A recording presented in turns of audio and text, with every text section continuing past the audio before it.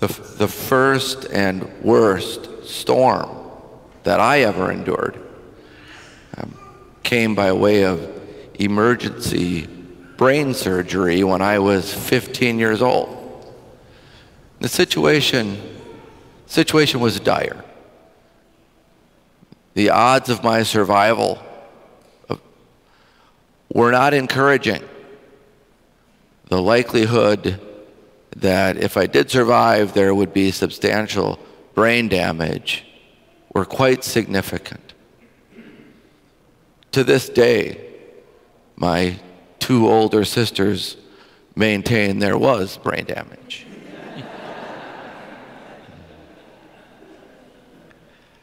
But while I was in and out of coherency through the surgical prep process, I clearly understood what was going on.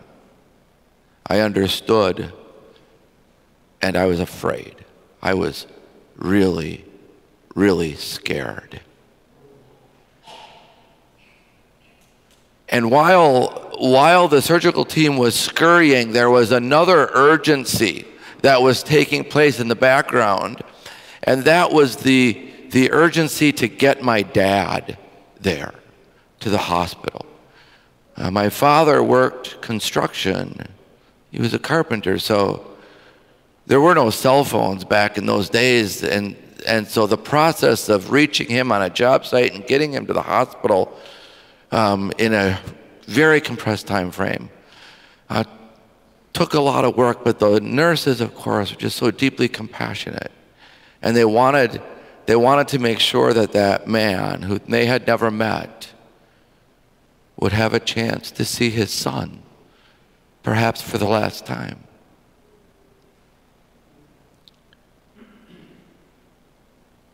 And when my dad got there, he ran to my side and he held out that calloused carpenter's hand.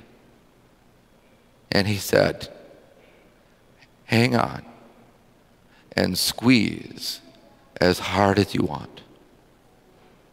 And I was in so much pain.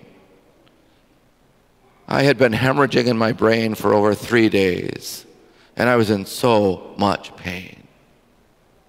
And I squeezed. And that man, my dad, reached across the distance and calmed my storm. Because that's what love does. It reaches out and calms storms. That's what Christ-like love does for one another. And there was distance between me and my dad. I was 15. There was a chasm of distance between us at that age. And he reached across and he calmed my storm because that's what love does. 40 years later, the final days of my dad's life, as the storms of Parkinson's were upending the boat of his life, last time I saw him, I sat with him and I fed him beer, spotted cow, off of a teaspoon as we rewatched the DVD of the NFC Championship game of the Packers and the Bears. The Packers won. We were both happy. And I hope in some small measure, I was able to calm his storm a little. Because that's what Christ-like love does. It reaches out and it calms storms. We live in a world right now where we seem surrounded by so many people who are more interested in stirring up storms than in calming them. People like media personalities and politicians and even some members of the clergy, sadly, who just seem to believe that they need to stir up the storms of anxiety and fear and conflict, even hatred and anger. Stir them up. I don't understand why.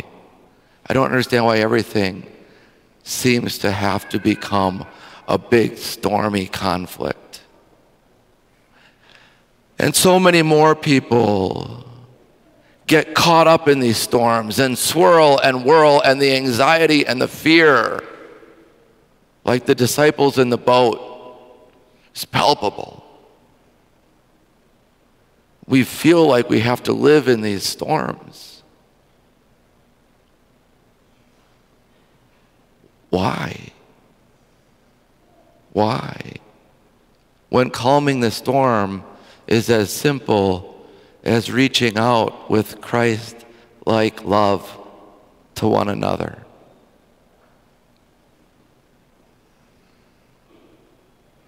And so it goes. But when we choose to put our faith in the storm rather than in the love, you know what we have? We have a false God. When we put more of our life's energy and more of our focus and more of our emotion, more of our conversation, more of our angst into the storms, the ideologies, and the personalities that divide, instead of in the Christ-like love that unifies, we have a false God. When the storms of life hit, when the winds blow and the waves splash and your boat rocks, put your faith in the love of Christ, not in the storm. You know what we need right now? We need people, so many people, who are willing to reach out and calm the storm. We need more storm calmers. So let's do that, shall we? Let's be Christ to one another. Let's be storm calmers. Yeah. Peace be with you.